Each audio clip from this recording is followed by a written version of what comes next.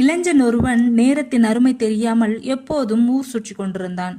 ஒரு நாள் திடீர் சூழலில் அந்த ஒரு முதியவரை சந்தித்த பிறகு அவனது வாழ்க்கையில் ஒரு பெரிய மாற்றம் ஏற்படுகிறது. அந்த இளைஞனின் பெயர் ராமு. தன் பெற்றோருக்கு ஒரே மகன். அப்போ சொல்லவே தேவையில்லை, பெற்றோருக்கு செல்ல பிள்ளைதான். அதனால ரொம்ப எளிதாக அவன் கைகளில் மொபைல் போன் நடமாட்டமும் அதிகரித்தது. எப்போதும் ராமு தனது நண்பர்களுடன் அமர்ந்து மொபைலில் கேம் விளையாட தொடங்கினான். நேரம் போகுதா வருதான்னு கூட கவனிப்பதில்லை. ஒரு முறை அவனது அம்மா ஃபோன் செய்து, ராமு, அப்பாவுக்கு உடம்பு சரியில்லை, சீக்கிரமா மருந்து கடைக்கு போய் மருந்து வாங்கிட்டு வா அப்படின்னு பதட்டத்துடன் சொல்றாங்க. இருங்க அம்மா, இதோ இந்த லெவலை முடிச்சிட்டு வாரேன் என்று அலட்சியமாக சொன்னான். அதற்கேற்றாற் போல அவன் தன் விளையாட்டை முடித்துவிட்டு கிளம்ப 20 நிமிடங்களுக்கு மேலாக கடந்து விட்டது. இப்போ அவன் பைக்ல போகும் வழியில டிராபிக் சிக்னலில் ஒரு முதியவர் தள்ளாடி விழுவதை பார்க்கிறான். அவரை பார்க்கிற எல்லோருமே அவரை பார்த்துவிட்டு பார்க்காதது போல விலகி செல்றாங்க. அதே முடிவை தான் ராமுவும் எடுத்தான். ஆனா பாருங்க, அந்த முதியவர் ராமுவின் கையை சற்றென்று பிடித்து, தம்பி, ஒரு நிமிடம், என் சட்டப்பையில் இருக்கும் மாத்திரையை மட்டும் எடுத்து என் வாயில் போட்டு விடு என்றார். ராமுவும் ஏதோ வேண்டாம் வெறுப்பாக அவருக்கு உதவி செய்கிறான். அந்த முதியவர் மெல்ல கண் விழித்து, தம்பி, நீ இப்போ எனக்கு கொடுத்த இந்த ஒரு நிமிடம்தான் என் உயிரை காப்பாற்றியது.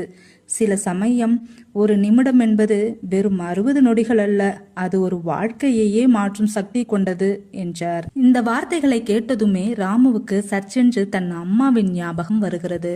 தன் அப்பாவுக்காக மருந்து வாங்க அவன் வீணடித்த ஒவ்வொரு நிமிடமும் எவ்வளவு முக்கியமானது என்று உணர்கிறான்.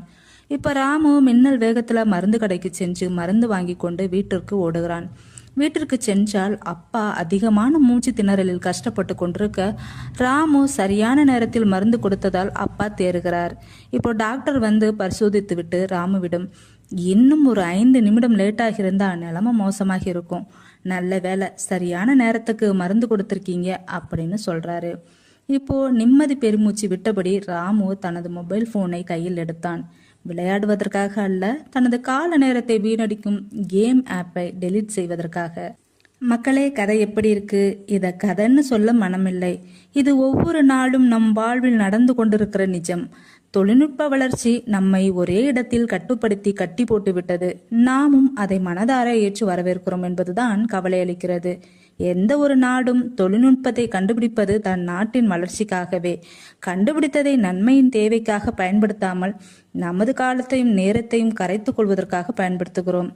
நேரம் ஒரு முறை கடந்து போனால் மீண்டும் வராது. அதை மற்றவர்களுக்கு உதவும் வகையிலும் நமது வளர்ச்சிக்காகவும் பயன்படுத்தினால் சிறப்பாக இருக்கும் என்று சொல்லி கதையை நிறைவு செய்கிறேன். மீண்டும் கதை பூக்களில் மற்றொரு கதையுடன் சந்திப்போம்.